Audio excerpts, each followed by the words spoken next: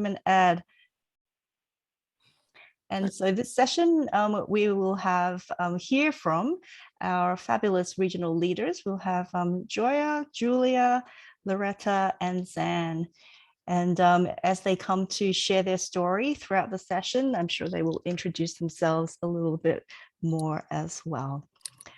And so we'd like to begin by thinking about perception, because this whole session is about bias, right? So I want you to think about what do people think? So one of the things that people perceive that I do all day, so I'm Angeline Au, I'm here at Berlin. I co-founded WomenEdDE. I am also working at Berlin International School. I'm there 3 days a week, and 2 days a week I work for CIS. And before the start of the pandemic, I actually did a lot of traveling, going to different schools, conferences, presenting. And during that time, a lot of people would think all I do is have this glamorous life where I fly off here and there. And that's what they perceived I did all day. I was living it up, but what I would thought I was doing all day was all I saw was the school, the hotel, and the airport. And it wasn't very glamorous, because this is kind of what I thought I was doing all day.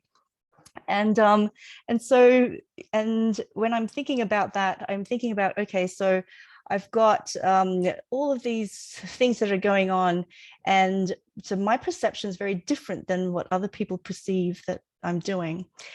And my father thinks I'm doing still so I'm an Australian.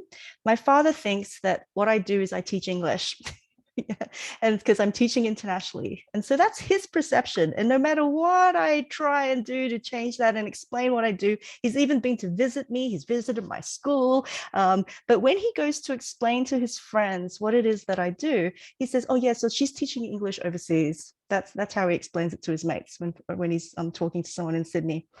And so his perception of what I do for the last 20 years, I've been doing international school teaching since 2002, people. So he's had a bit of time to get used to this idea, but his perception is his perception. And so the link between perceptions and bias is very strong. And so that's a place where we want to start today. So I'd like you to think and share in the chat, what do people think you do all day? And how is that maybe different from what you are doing? Yeah. So what are some common misconceptions from the perceptions that you have in there? So share those in the chat. And while you're sharing that in the chat, I'm going to turn it over to my wonderful colleague from our Frankfurt group, Joya. So over to you, Joya.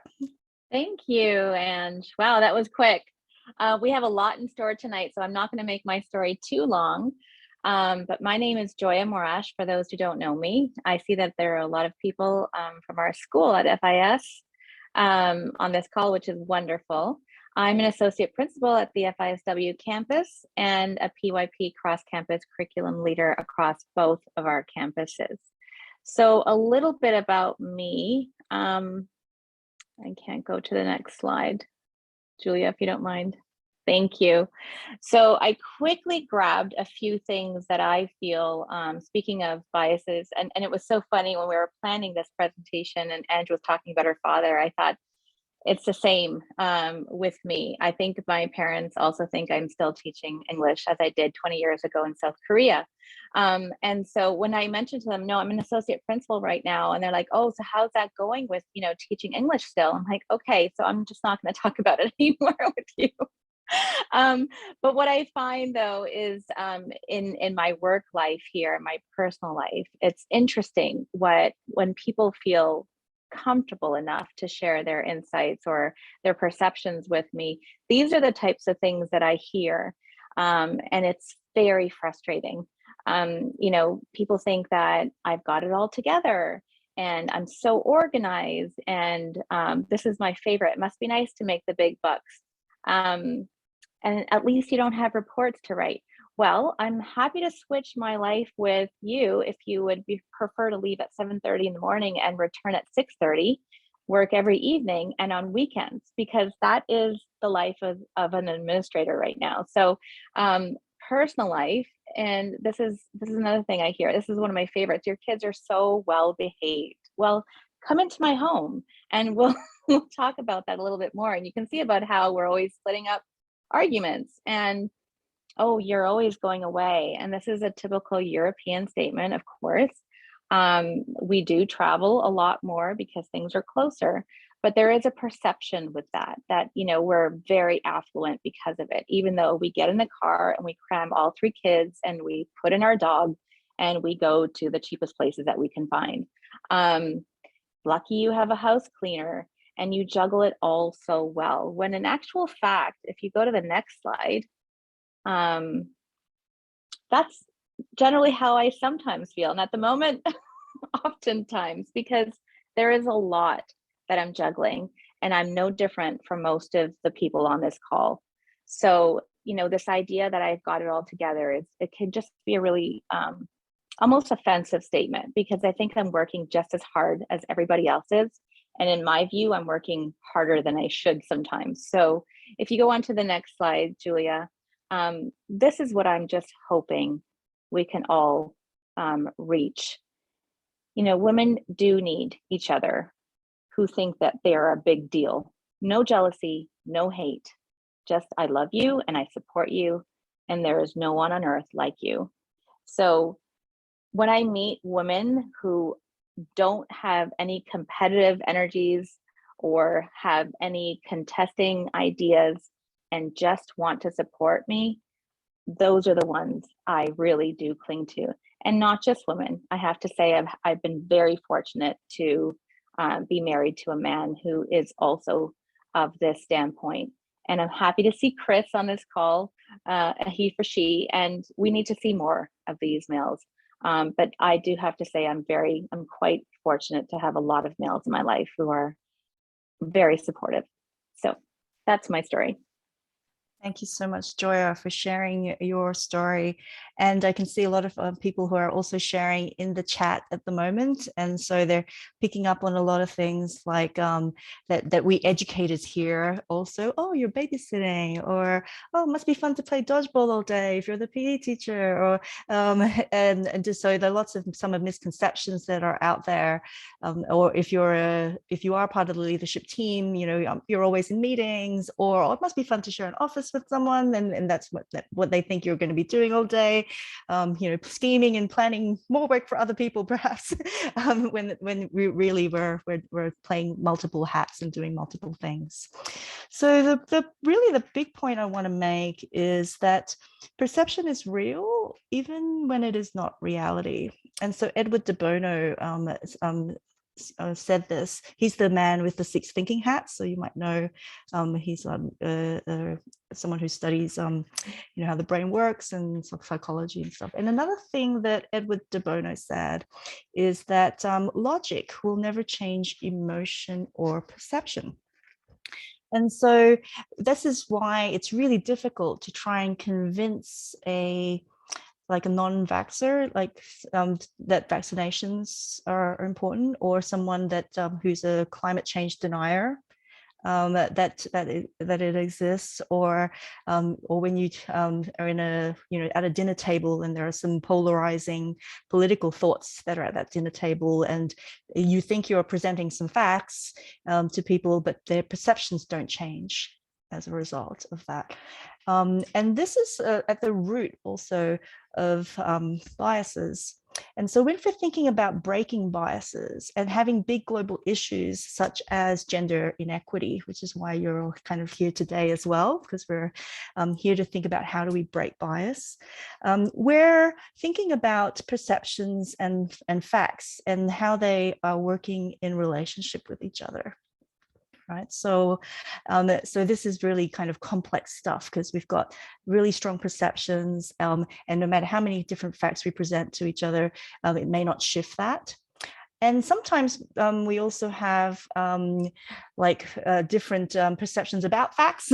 So you could have different facts and then people will interpret those differently. So this is complex stuff that we're dealing with. And my perception of things is always going to differ from everyone in this meeting. You know, how often have we gone to a meeting together, walked out of the same meeting, and everyone walked away with something a little bit different, right? And so we've all been there, and this is something that I think that we see that as well. So when we're thinking about breaking bias, it's really important to think about perception. And one of the things that we have a lot of perceptions about is who we are, and who we are as people, and what our diversity is. And so one aspect of that is, of course, our gender, right? And our sexuality and so on. So I want to start by thinking about a diversity wheel, because I think if we're thinking about biases, what biases do we hold about other people? And the biases that we hold about other people tend to be our perceptions of them. And if our understanding of them is going to be sort of through maybe one of these aspects of their identity marker. So when you're thinking about this diversity wheel, I'd like you to think about, what do you connect with, and what puzzles you maybe, or how do you identify yourself? So think about that and share that in the chat. As you're thinking about, what you connect with, maybe if you've got a question that puzzles you or how you identify yourself, I'm going to stop talking now and hand it over to my colleague who is from Ontario, and she's going to talk us through her own identity through aspects of this diversity wheel, so that will also help you understand it as well. So over to you, Zan. Hi, I'm Zan Bills. I'm an extracurricular teacher for grade 1 at Berlin Cosmopolitan School. And can we switch to the next slide? Perfect. So for the diversity wheel, in the center, you have your personality, and that sort of is, the core of who you are, and it affects all of these other factors, some of which are permanent and others can change. So for me, when I was looking at this wheel, I was thinking, okay, well, what aspects have benefited me, and what things might have held me back, and what affects some of the biases I might have, and thinking about it kind of like a filter of how I'm reacting to and interpreting the experiences that I have. So, one of the first ones that you think about is race. And when it comes to jobs, and you're thinking, okay, I'm Caucasian, that's a huge advantage for getting a job. And, I think about some of my friends who weren't able to get jobs right out of school, and I immediately was offered something. So I think about, some of the privileges that I've had and how that might have affected it. Sexuality is a pretty big one, your sexual identity. For me, I identify as pansexual, which is somebody who likes people, or my interpretation of it is someone who likes people of any gender, basically. And it's something that has been really hard for me to talk about at work, even in a place like Berlin, where it's very welcoming. There's a lot of diversity in this area, and there's a lot of very amazing out and proud people, even at my school. But just one little comment from someone about another colleague who was bisexual was enough to make me feel like, okay, maybe this is something that I want to be careful about talking about, or, how will the parents perceive me, or how will students perceive me if they learn about this? So it's something that I've slowly built up talking to people about, and as I build trust. So this was a really scary thing to talk about today, but it's happening. I was thinking about gender and age and how those have affected my experiences. At a previous workplace, I had a colleague who used to give these compliments all the time. And at first it was oh, this is nice and sweet. He's just being friendly. But they started getting creepier and creepier with time, to the point of oh, you smell nice, in front of all of my students and things like that. So that is something that does start to affect your confidence and your comfort at work, and your trust with the people that you depend on every day. Another thing I was thinking about a lot was age, and how does that affect, your confidence in team meetings? When I was, a brand new teacher, I felt like I couldn't say anything in a team meeting, or none of my opinions mattered because, oh, okay, how is this going to be perceived? Or I don't have the experience, so, I should just defer to other people, or like what you're willing to ask for. I noticed with my boyfriend, with gender and age, he's a little bit older and he's male, and he's really pushing for a raise at work and for promotions, and he's saying, go for this new job, try this new position. Like, why aren't you, just because you don't have every single thing on the list of what you need doesn't mean you can't go for it. And so I think about, like, okay, maybe that is something that really does affect your confidence and things like that. Can you go to the next slide? So then now you can add in even more. There's all these different external factors that affect you as well. And it was an interesting activity to just go through all of the different factors of your life and start thinking about how those interact with each other. And I'm not going to list all of them because there's a ton here, but some of the key ones that stood out to me was English language ability being, something that really affects your experiences every day. And it's been, I think, a very valuable experience coming to Germany, having to start learning German and seeing the difference in the way that people treat you when you don't speak the native language. And the more German I learn, the better that people treat me. But it's also given me a lot of perspective for my students about, like, oh, okay, this is what learning another language and living in another place where they speak this language feels like, and still feeling like very privileged in the fact that I live in a place where people will speak English to me all the time. And, you can kind of get by without German. Not that you should, but it's possible. And like all the travel that's possible because of that. Ancestry was something that was interesting for me because I come from a lot of migration from, a family that moved around Europe and to Canada and to the States, and then back to Canada and the Netherlands and back to Canada. And now here I am back in Germany, and thinking about, like, okay, some of that affects, the connections that you have, but also is coming from a place of privilege as well, because even being an immigrant, still being, an expat immigrant, and how people are treated differently, whether they're an expat or they're, a person of color, they're considered, treated differently.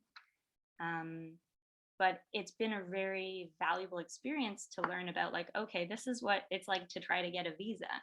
And then talking to some of my friends who've had to get visas, and just like the challenges that come with, what different countries they come from.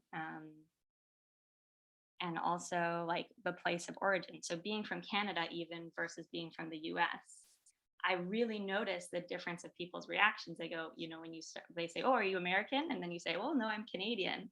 And you can see their face change, because there's all these stereotypes that come with the place that you're from. And I'm very lucky to come from a country that has very good reputation, but there's still, I think there's still a lot of things that people don't know about Canada. So some of it feels kind of unearned, knowing that Canada actually does have a pretty dark history in a lot of ways. And then religion was something that I thought about as well.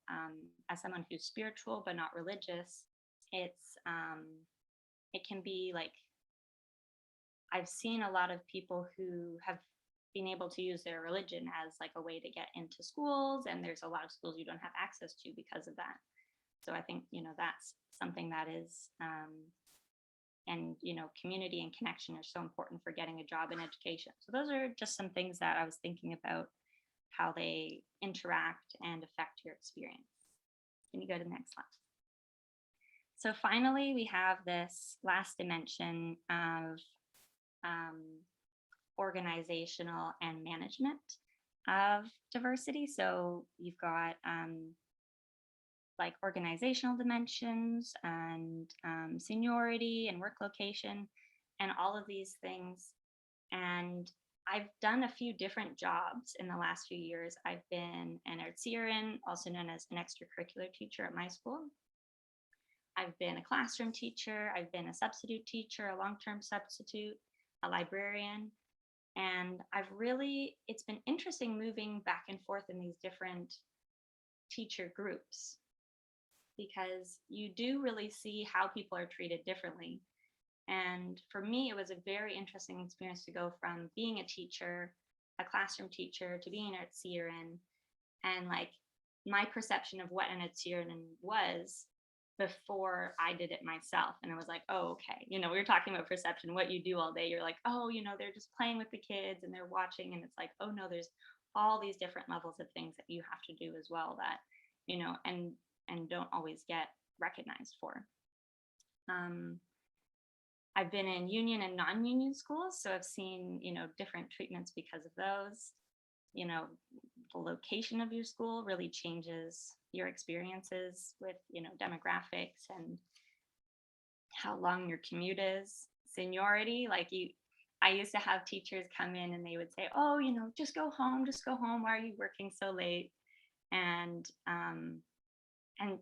it's different when you have a 1-year contract versus an unlimited contract, because there is a lot more pressure on getting renewed. So those are all some of the organizational factors that have affected me and that have sort of changed the way that I see and interact with the world and how I make sense of it. And really taking that time to look at, okay, what are all these different factors of what makes me me? And how have they affected my confidence? How have they affected the way that I treat myself and that others treat me? And how can I use that information to be aware of the biases that I have about other people? What were the biases that I had about extracurricular teachers before I became one? Or now, or like of immigrants before I became one, and things like that, and then also to be aware of the biases that affect you. Could start to help you think of how to break out of them. Thank you so much, San, for breaking the diversity wheel down for us. And so you'll see many different versions of diversity wheels, like the one that San shared with us here, which has very similar elements to the one that was shared here initially as well. And so you can also hear from Zan's experience about the different intersectionality of the different dimensions that are in here and how they interplay. So your experience, Zan, as well. And I think, in the chat, I can see Chris has shared that as a brown Indian female who grew up abroad, you struggle to get a visa to work.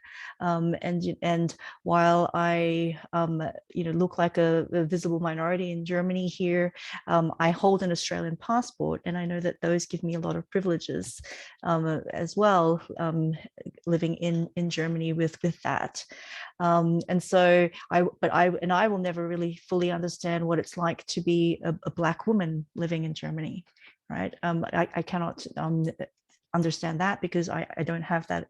I am not that, right? So even though, women, and because it's International Women's Day, we're looking at it from a women's perspective, even though we might, as one of the quotes is like, I might have some shackles of my own, but my shackles will not be the same as another woman's as well. And Alyssa Pereira's highlighted that in a really great article that she wrote, quoting from Audre Lorde as well. And so something to think about how we engage with diversity.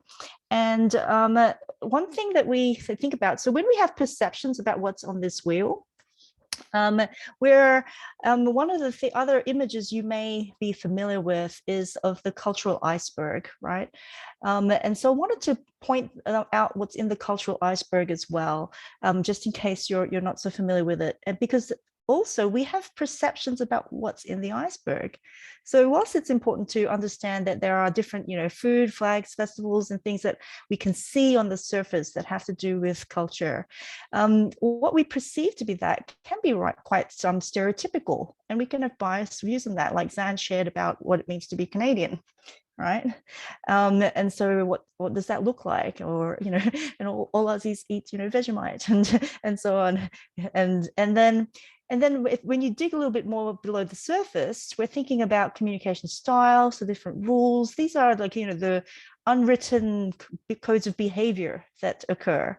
And we also have biases and perceptions about that. Like, Germans have a reputation for being on time. But for every German I know who's very punctual, I also know some Germans who are also very late, right? But we have those sort of biases towards that. And if we go even further down, we're thinking of the why, the values that drive those behaviors that then form what we see on the surface. But everything in this kind of, if you've been working in international education, you've probably seen this for quite a while, the iceberg, I'm sure, as an image. But be aware that, when we perceive what's in here, we're approaching it with our own perceptions and stereotypical views of certain cultures when we're thinking of this.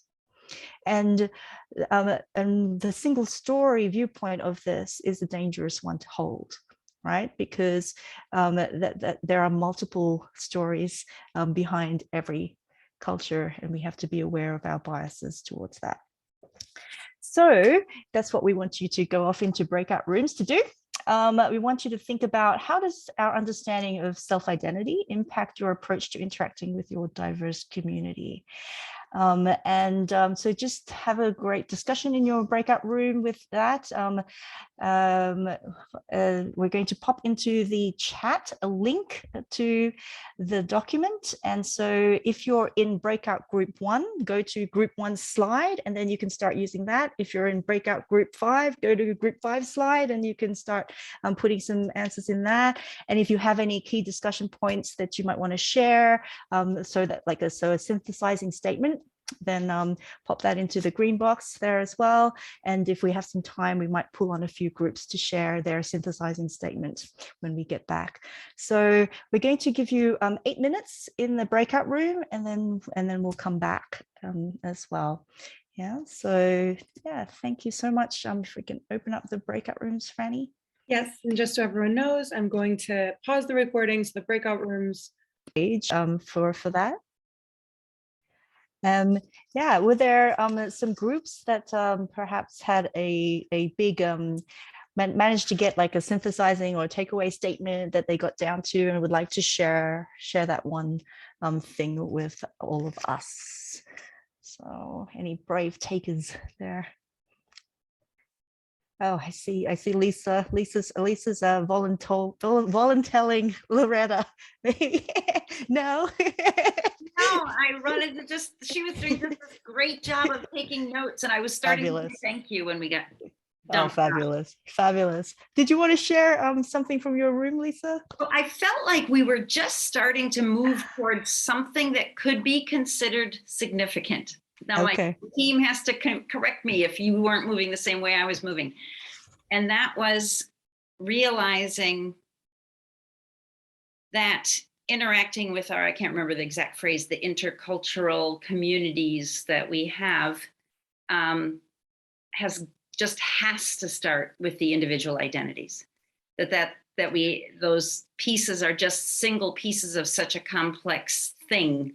And so we were kind of sharing anecdotes of when we haven't done that, or when our schools haven't done that. And we were kind of moving toward realizing that's what it's really about, those individual identities of those individuals that are in that community together, in the end, that matters. So that kind of work, that's where I was going. Mm-hmm. Fabulous. Thank you so much for sharing, Lisa. And I know Bayer in your community there does that at the heart of everything she does. And we'd love to have a session where she can share all those strategies that she uses. That's another 90-minute session coming up, people. Gonna have to rope her into some women ed work as well. But I'm sure other educators at the Berlin Brandenburg International School there too, as well. I can see some of your familiar faces there. So thank you for joining and sharing. Anyone else from another group who would like to offer something as well? I can go.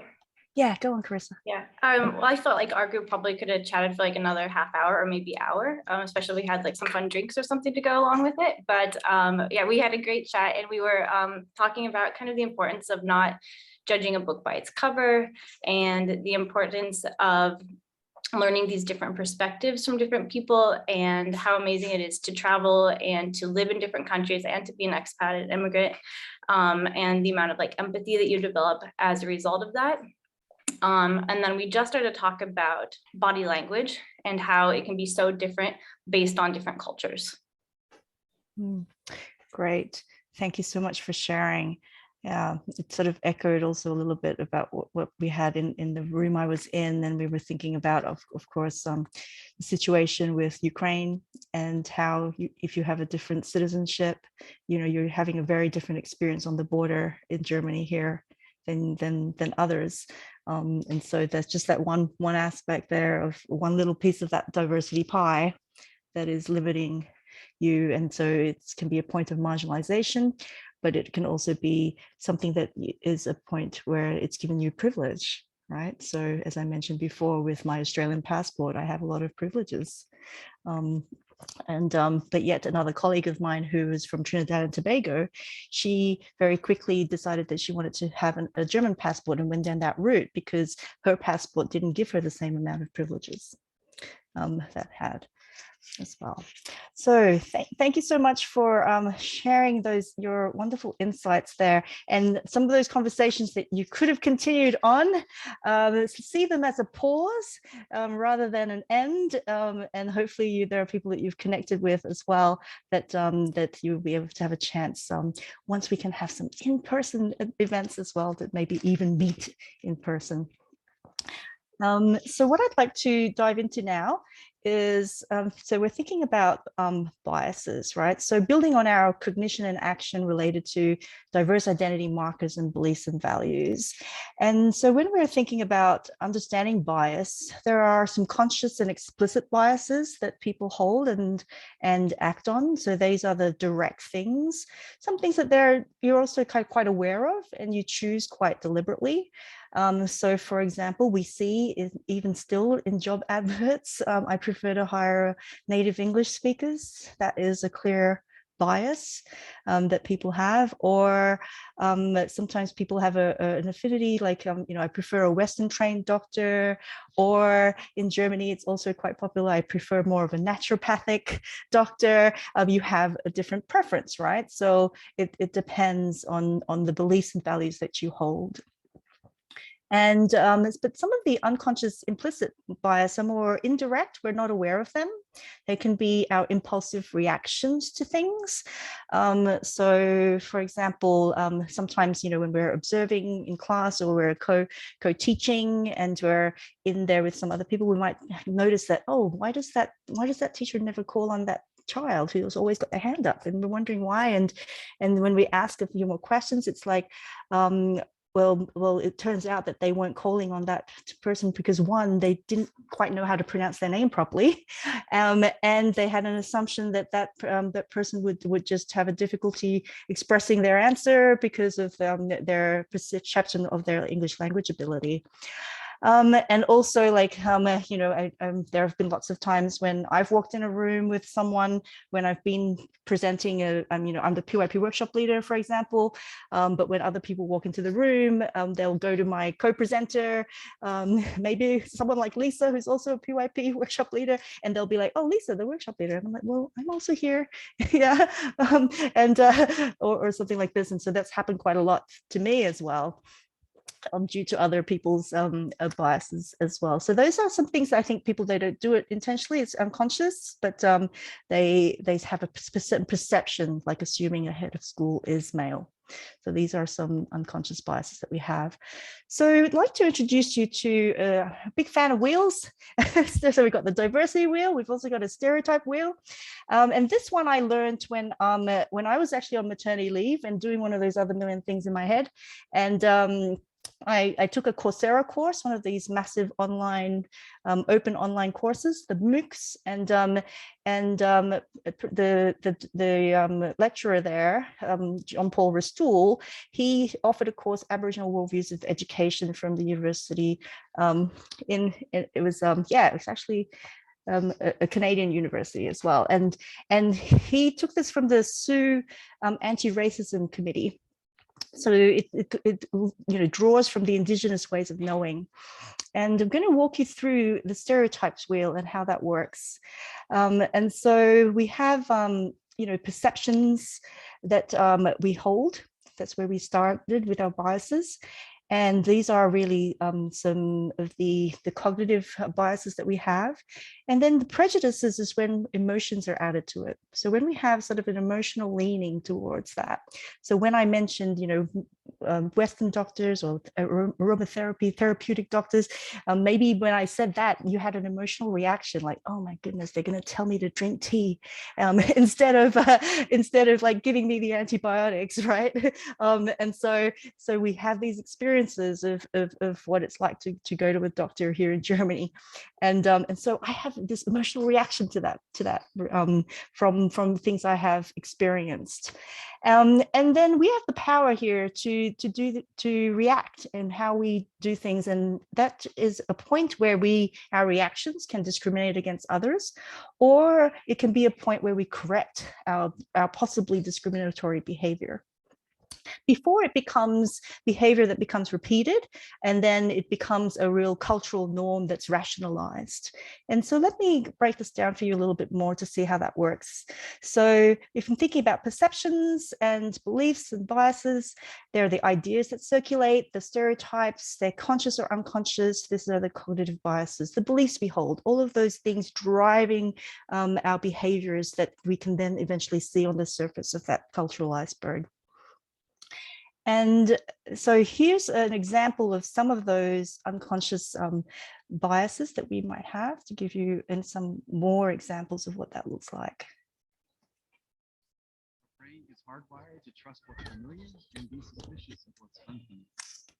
It's a basic survival that helps keep us safe for thousands of years. We unconsciously sort things into familiar versus unfamiliar, same versus different, them versus them. Here's a test.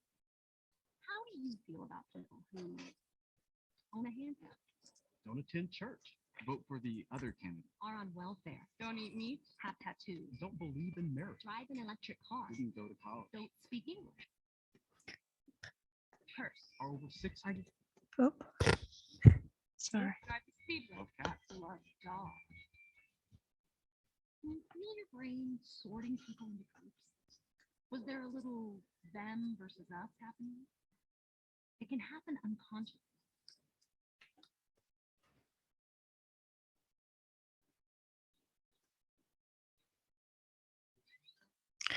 Okay, sorry, apologies for the stop and start there. Got a little trigger happy on my mouse. I still use a mouse, people. And yeah, so you can see that as we're sorting those kind of, some of those polarizing thoughts we might have about some of the things that they were throwing out at us, like, someone who owns a handgun, or, someone who's a vegan, or something, we have feelings about that. And we have attitudes that form to that. And those are emotional biases. And some of those can become prejudices if we have polarizing and strong feelings about that. Because, and the reason behind this, and this was shared by Erin Robinson in a PTC Pearl of Wisdom. So this is the principals teacher. What's the abbreviation there? It's a principals training center. There we go. That's held in the summer, and Erin Robinson leads one of these workshops. And she says that she found this great quote, which I really loved. And I thought, we do not really see through our eyes or hear through our ears, but through our beliefs. And to put our beliefs on hold is really to cease to exist as ourselves for a moment. And that's not easy, because we have to know what our beliefs are. And that starts from knowing ourselves, right? And it's also the only way to learn what it might feel like to be someone else, and the only way to start the dialogue. And so if we're able to suspend our beliefs for a moment, that's the power we have there to break the cycle of these biases. When we can suspend that judgment for a little while, or it might be we can, speak up in the moment when we see some polarizing bias or prejudice in action, or we can see something that we think, oh, that doesn't sound quite right, and we can ask a probing question to clarify.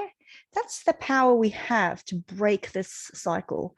And so sometimes we can, offer some facts and hope that they work.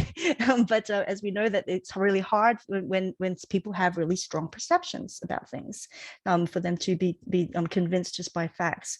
But if we can suspend belief or dig down a bit further with our probing questions into those beliefs, then maybe we can try and actually explain where those biases might come from.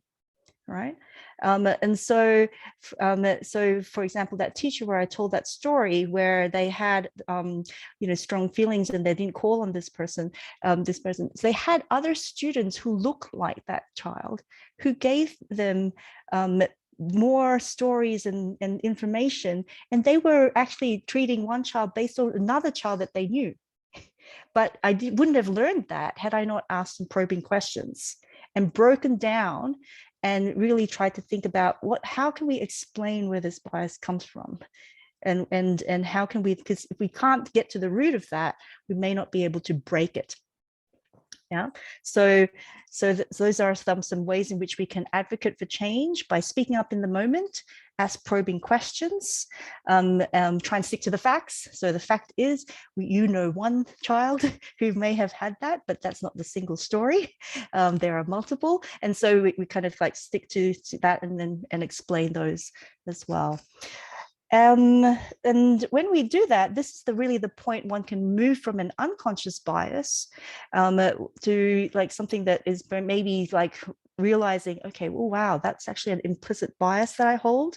And then maybe moving even further to think that's a conscious decision making that I am doing and taking responsibility for one's actions at that point. So that's also a power that we have there at that point before we break that away.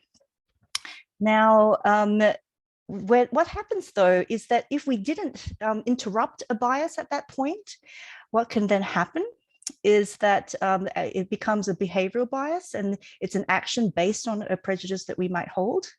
And it's not necessarily intentional, it can also be deliberate. So I've been doing a lot of work around the DEI world, and I can still honestly say I have prejudices. We all have biases. They can neither be good or bad, but if I take an action based on my prejudices that then discriminates against someone else, or my actions treat someone else with less dignity than what they deserve, because everyone deserves dignity, then I am at fault, right? And then I have to be able to take responsibility for that action. But it's something also I have to really unlearn all the time, because I am who I am from my experiences and my cultural identity and all that, and some things I really still trying to unlearn there. But what happens is if someone does get treated in a different way all the time or so on, then they may have different interpretations of events. So I'm going to hand over to Julia now, because I've done a lot of talking, and she's going to share her story. Yeah, hi everyone. I'm going to keep it brief. I just wanted to, after seeing Angeline's wheel, to maybe add some perspective to that, being on the receiving end. When like I started teaching, and I had taught for a while, that the perception was I'm German, so the whole, you know, like English language and like writing in English, writing reports, all those kind of things were sometimes perceived as potentially a problem for me. And also in terms of teaching DP courses with a lot of responsibility and potentially like yeah, responsibility for the students and their future. I was told when I asked if I can teach DP because I was qualified, I had the credentials. Are you sure you can do this?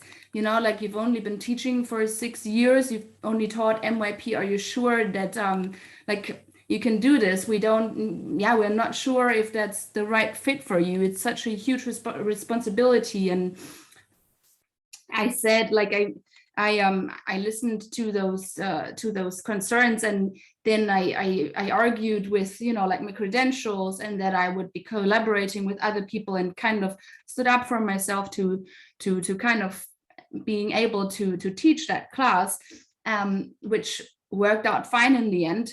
But then again, like that was the perception of somebody else, that I wouldn't be capable to do this because I was too young. And the same thing similarly happened again when I thought I was ready to take on a leadership position at my school, and I kind of put myself forward and I said, I'm interested in doing this.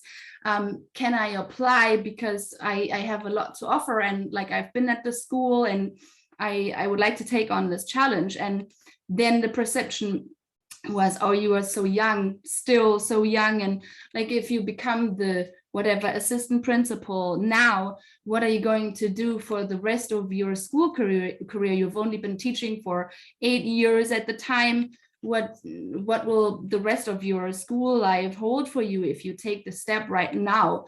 So these perceptions that like I wouldn't be able to do this, and then again, like after taking the courage to bring that even up and wanting to do this, to be told, you know, like this is too early for you, you can't really, maybe it's not a good idea to then kind of break that bias and the perception. And maybe also like if it's, you know, like what Angeline explained, if that happens over and over again, that discrimination, to say, okay, like these are the reasons, this is my credentials, this is what I've been doing at the school, this is how I see myself doing this job, I think I'm capable and I'm ready to do this, and making people aware that this is their perception and that, you know, like this is not the right thing to go about this, in order to be able to prove that this is gonna work fine, and to take this, even if it takes a lot of courage to have these conversations and to convince people or your like supervisors that this is the right time for you, but to make a stance and to actually to think about this, and then bring the arguments as to why you should be doing this, in order to make people aware that actually they are having prejudices, that people are too young, and maybe other colleagues in the school are too young too to do this, or too old, or not ready for this, but like helping people in a constructive and friendly way to realize their perceptions and their biases, and to stand up for yourself. So that's all I wanted to share. Thank you so much, Julia, for sharing your story. And but sadly, that is something that, you know, so age is one of the diversity parts of the diversity wheel that can work for or against people. And when we have that happen over and over again, this is where people who you know end up having that experience over and over again, they start to see themselves as different to the cultural norm and begin to feel powerless. Like you know, you're saying I want to take the courage to make a difference here, and that's great. You know, we all need to be 10% braver to break the cycle here, but sometimes too, like we get this sense of people being defeated before that, and it happens enough that it becomes the behaviors that they fall into a role in the school, and it starts to perpetuate what we call a self-fulfilling prophecy. because there's enough evidence that, oh, they're going to hire the other person anyway, who fits more like the vision of a leader at that school. Or you know, we often hear some of our colleagues say, or at least I do at my school, that I don't want to apply for that yet. I don't think I'm ready. What does ready mean? Is it because of your age, or because what I see is talent, right? And so what do you mean by ready? And so these ideas, they circulate, and then it holds people back, or it also works the opposite way. Someone might fit the mold of the look of a leader of a school, but maybe they're not ready because they didn't have the talent, but they end up having because of affinity biases perhaps that happen, and then they get promoted with maybe less skills or talent, and then they become that evidence that, oh, they're going to go with that one anyway. Right. And so less of the other model or image of what a leader looks like.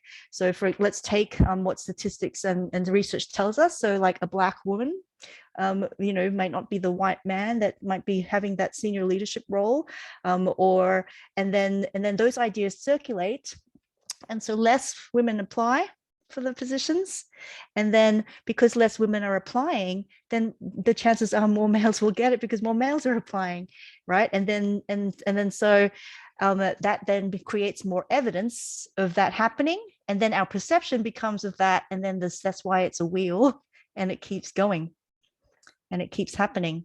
Yeah. So the student who then thinks maybe, oh, was my opinion not worth it when I put my hand up, so I'll stop putting my hand up, and then there are less people who then put their hand up, and then the perception is, oh, well, they're not going to contribute anyway, right? And then there's more evidence of them being that, and then we form that. And so that's how the wheel is kind of moving around and around and working there. So our biases, our perceptions can lead to discrimination. And what makes that systemic in our societies, in our organizations, and in our schools? Because our schools are a reflection of what's happening out in society. Right. And so when we're thinking about that, I'm going to just share a video with you, because sometimes we intentionally have messages that we send, but there are also a lot of unintentional messages that occur as well that end up forming what we have. So I'm just going to share with you this quick 3-minute clip.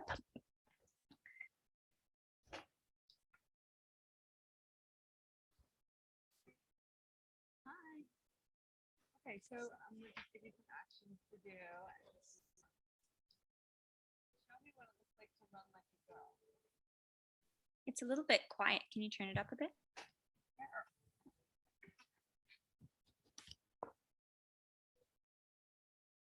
Show me what it looks like to fight like a girl.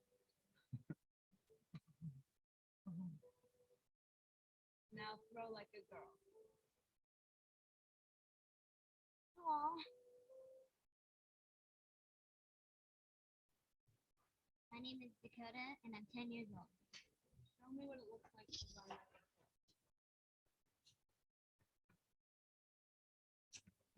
Throw like a girl. Fight like a girl.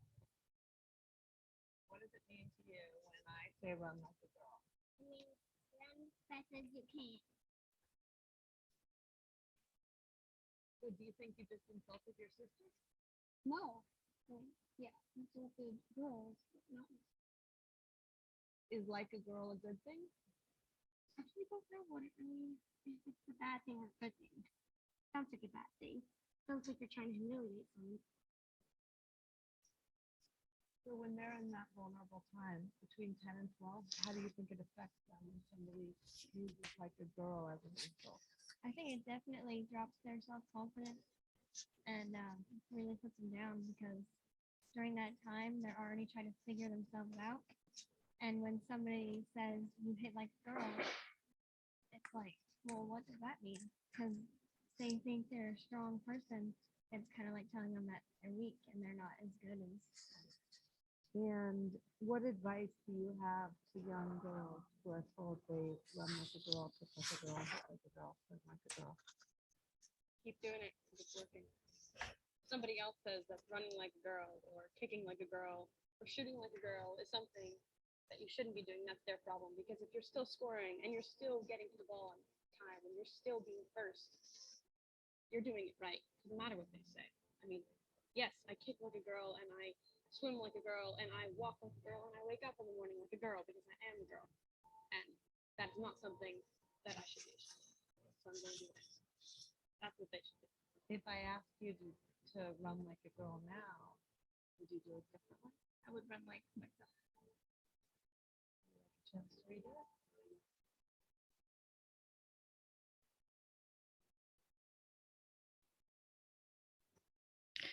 Okay, so as you can see from the video, that even the people who look like girls themselves were perpetuating those messages themselves, and that so she at the end had an opportunity to redo that. And I think that's because our conscious mind determines the actions, and the unconscious mind determines the reactions, and the reactions are just as important as the actions. So because somewhere along the line people are picking up these messages, and kids are picking up these messages, and these things are being rationalized and seen as cultural norms that are being perpetuated here. And so our behaviors really impact how others around us behave. And so our intentional and unintentional actions are messages that are interpreted by all around us. So it's really important for us to think about, our perceptions, our biases, how we can switch and break them. And I'm going to hand it over to Loretta now, who's going to share her story with us and take us through her interpretation of the stereotypes wheel. Hi, everyone. My name's Loretta. If we haven't met yet, I hope we get the chance to meet soon. In person, maybe with a glass of wine or two, where I am forced to change out of my pajama bottoms every time I show up to this WomenEdDE Zoom conference. Today, I want to share two stories with you. One is the answer to a question I get asked a lot: where are you from? And this story is my elevator pitch response to it. So here we go. I was born in Sri Lanka, and due to a civil war, my family left when I was 5 years old, and we fled to Germany, where I grew up as a refugee. When I was 12, my family immigrated to Canada, where I went to high school and then graduated from university. And then I moved to Singapore, where I taught at the Canadian International School in Singapore. After a couple of years, I decided that I'd always been too sensible, so I quit my job, bought a giant backpack, and decided to backpack across Australia solo. It was an amazing trip, and I learned a lot about myself. And one of the things that I learned about myself is that I have an affinity for ridiculously impractical shoes, and backpacking with a giant backpack with impractical shoes is not very practical. So it was a bit of a relief when my roommate in Singapore called me and told me about a teaching position at FIS, teaching German English. So I applied, I got the job. And that's how I ended up in Frankfurt 18 years ago. I met my British husband. We moved to London for a brief moment in time, came back to Germany, got married, had 2 kids, and that's where we've been ever since. The other story that I want to share with you today is one that I have not told very many people. In fact, it's a story I've only very recently allowed myself to hear and see. And it's a story about how my race and my gender intersect. It's a story that started with a conversation with my youngest son in the car on the ride to work one morning. He had a lot of questions about things that were going on in the world right now, and specifically about the Black Lives Matters movement at the time. And having that conversation with him forced me to admit that I was the most melanated person in my school building. I was the darkest person. It also forced me to admit that questions and comments such as, "You're the teacher, not the TA," and "Wow, your English is so good. Are you really from Sri Lanka?" and "Where are you from?" No, I mean, like, "Where are you really from?" really bothered me. They really frustrated me. But I grew up in an environment where politeness was very important. And growing up in a former colony as a refugee and then an immigrant, I gleaned very early on that Western and white held a certain reverence. My parents' response taught me that it was far more important to make others feel comfortable than to question their questions, or even share my own discomfort and my truth. So regardless of how frustrated, how lost, how alone I felt in these situations, I always smiled. I swallowed their comments and my feelings with explanations of good intentions, not knowing any better, and maybe even with perhaps they are right after all. It may seem really strange, but until that point, the hurt, confusion, loneliness, and anger that these comments and questions often made me feel did not feel justifiable or even legitimate. Having that conversation that day with my son in the car, I realized that that is not what I wanted for my children. I could not control what they would experience. I could not control what people would say to them. I could not even control what they would feel.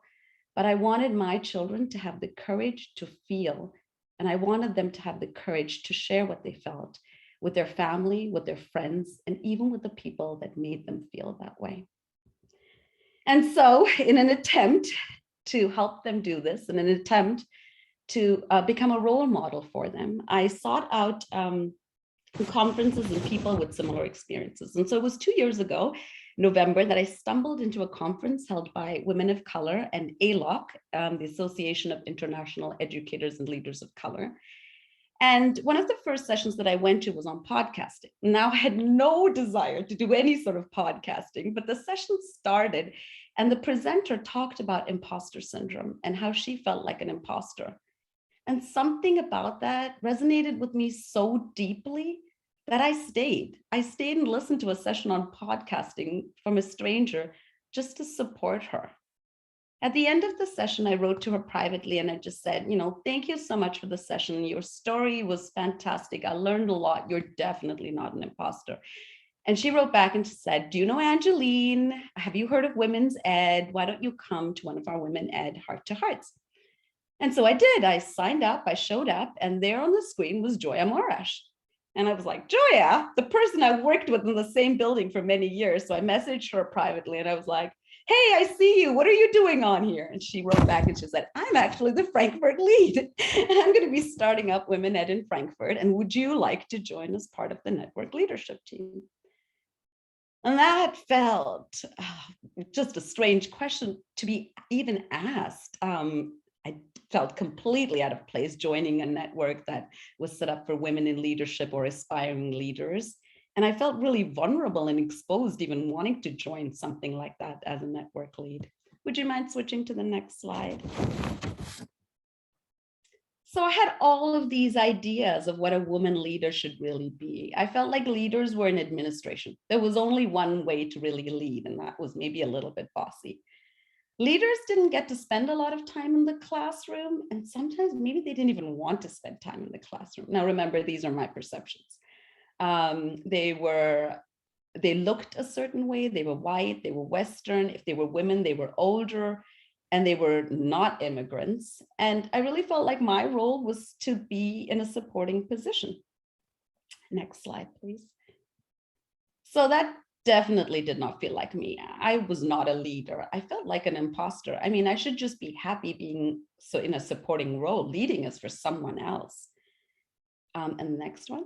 And to make matters even worse, my perception and prejudices led me to discriminate in ways that just perpetuated these biases.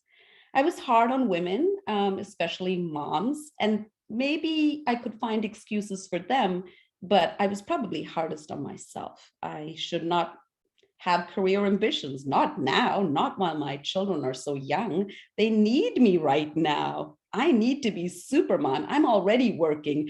I've got to make healthy lunches, home cooked dinners. House has got to be clean because otherwise it's a reflection on me. And oh dear, those nails better be trimmed to perfection. So when opportunities came up, next slide, please.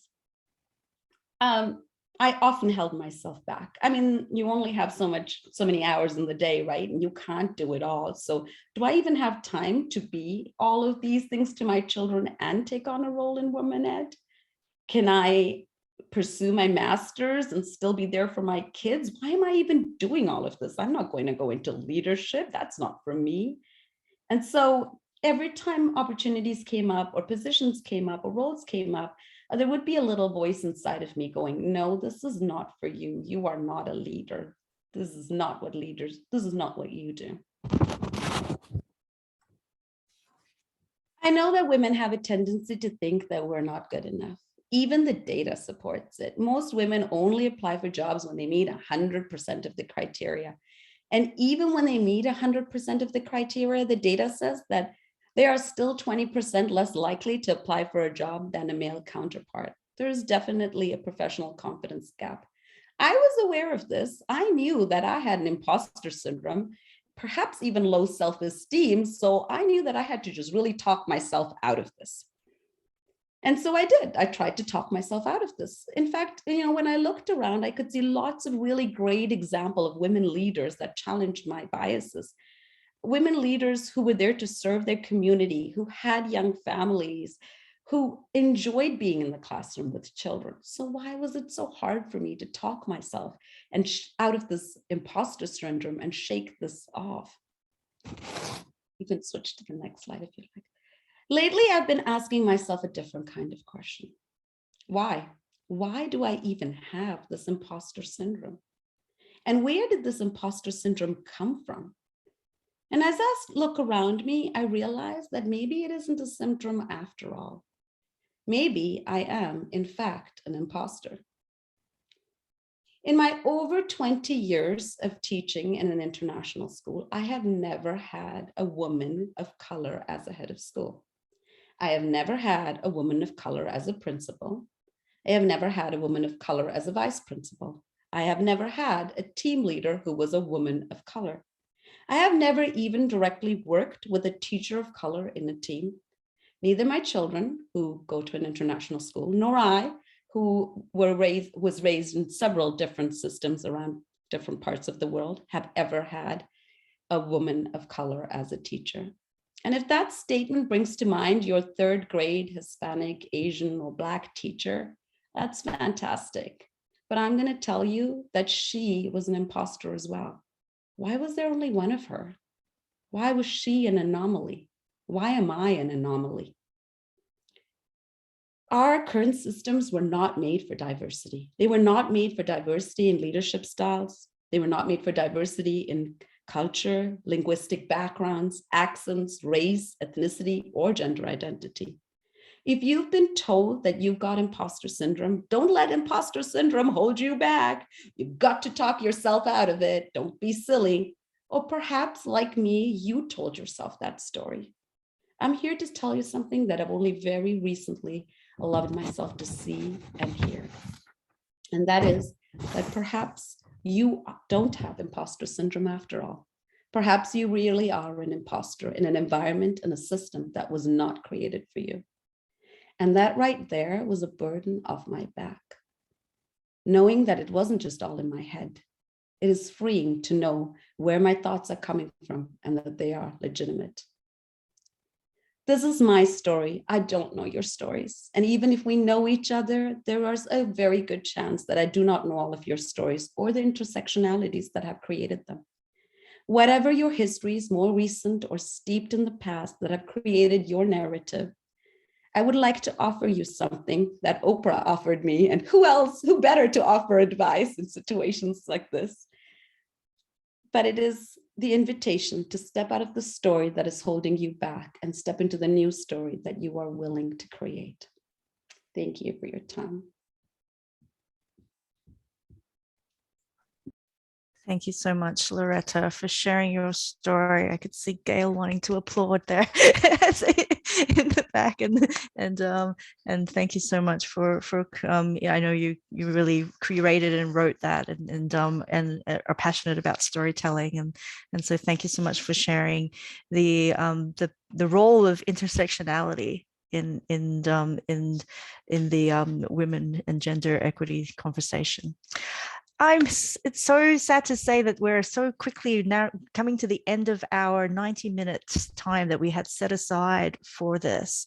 We were planning another breakout group where you could explore this stereotype wheel in practice, but I'm going to ask my wonderful colleagues here to just pop that into the chat as in terms of a resource for you, so that you can have a look at the wheel and then maybe have that conversation with your colleagues, or share it with someone.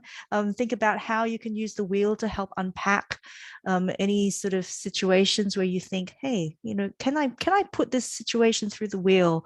Can I interrupt and break the bias at that point? What power do I have to do that? And how is this kind of perception and viewpoint being perpetuated across and becoming self-fulfilling prophecies? And as Loretta's a story shows us, is that an awareness of one's biases empowers us to reflect on our actions and reactions and to break the cycle of systemic injustice. And so a lot of what you just shared, Loretta, was about systemic things, right? That led to a point where there are less women of color, people of color who are in leadership positions. And I, circulate in leadership and women in leadership groups here in Berlin, not always in education. And I've also often been the only person of color in the room as well. And so when we're thinking about that, so in our short time we've had together, we've looked at understanding diversity and our biases. And I want to point you and to highlight another resource that you can take away with you, which is kind of a pretty self-explanatory resource as well. So I think my colleague's going to help put this link into the chat as well, that there are different types of biases, and the resources from Lean In are actually really useful to help unpack the gender biases that come. So they talk about performance bias, maternal attribution bias, affinity bias, likability bias, and that intersectional double discrimination bias that happens. And when you click on this link and look at that, they talk about different strategies to fight bias. So, and I mentioned these before when I talked about the power you have in that point of the wheel. Speak up for someone in the moment. If you are comfortable and have done the risk assessment for what that would mean for you, because speaking up can also be, putting yourself at risk. Ask a probing question, stick to the facts, and knowing that facts may not always change them. So stick to the facts, but know when to walk away when that's not working, and to save yourself for the next battle, and explain how bias is in play, and advocate for policy or systemic change, and to think about how you can be solutions oriented in order to do that. So hopefully in our short time that we've had together, you've been inspired by the stories of colleagues, and thinking about how you can really deconstruct our unconscious biases. That takes a lot of work. It's an ongoing work. There are things that come out of my mouth that I think, oh my God, I can't believe I said that. My mom used to say that. I don't believe that. So there are things that are ingrained in us, and that we can't do this all at once, because we are habitual people and we're trying to break habits. And so we need to recognize that these unwanted deep-rooted beliefs can limit us, and there can also limit how other people influence us and how we are having an impact on someone else as well. So hopefully you're being inspired to think about the things you can no longer accept, and the things that you maybe cannot change, and that you want to change the things that you cannot accept.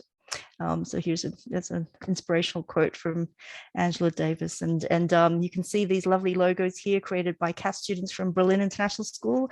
We do believe that wir schaffen das, we can make this happen, and that we can break the bias. So I'm going to leave you with 3 questions. So are my actions actually promoting gender equity, or are they perpetuating inequity? So have a think. Am I part of upholding historically patriarchal structures, or part of empowering women in education? And what will I do? So what will you do tomorrow? What will you do next week? What will you do in the future? And if part of what you want to do might be to join us as a regional leader, then you're more than welcome as well. We're always looking for more people to strengthen our team. So become a leader, share your expertise with us, and give us some feedback as well. And I think my lovely colleagues are also going to pop into a chat, a feedback form for us as well. I'm going to stop sharing my screen at this point, and so that we can do a wonderful International Women's Day pose. I think, Franny, you're going to lead us through this.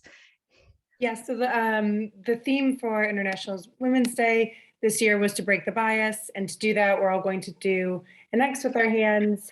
For anyone that wants to be in the photo, if you don't, of course, turn your camera off, but it'd be nice to have everyone in. And I will just take a screen grab. So get your break the bias hands up, big smiles, and I will. Super. All right, and we'll post that on Twitter, and we'll share the recording later on as well, that you can continue passing on with your friends. And yeah, pass back to Angeline. Thank you so much, Franny. That's wonderful. And okay, so now I hope I'm gonna. Okay, so I'm gonna just. Oops, why am I back at the beginning? So well, the last thing I wanted to say to everyone is thank you so much, and keep in touch with us. And so here we go. Stay connected. And these are our. If you haven't followed us on Twitter already, do so. We also have an Instagram account that we need someone to curate actually, but it is there. So follow us and send us an email if you're interested to fill in the feedback form. It's so great to see so many new faces and to have so many of you join us today. And thank you to Loretta, Joya, Julia, Zan for sharing your stories. Thank you so much for illuminating all of the concepts I wanted to share with you about how to break bias. And thank you, Ange.